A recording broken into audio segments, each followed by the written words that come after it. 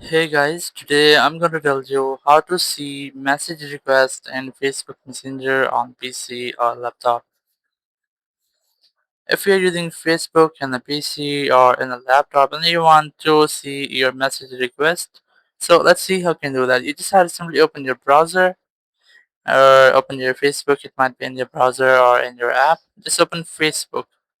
Now once you are in Facebook, you just have to click on this messenger icon in the top right. And here just click on see all in messenger. Now once you are here, just click on these three dots and just click on message request here.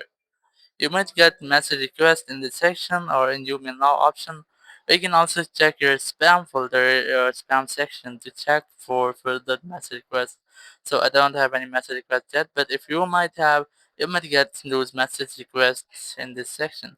So using this method, you can easily find your message requests.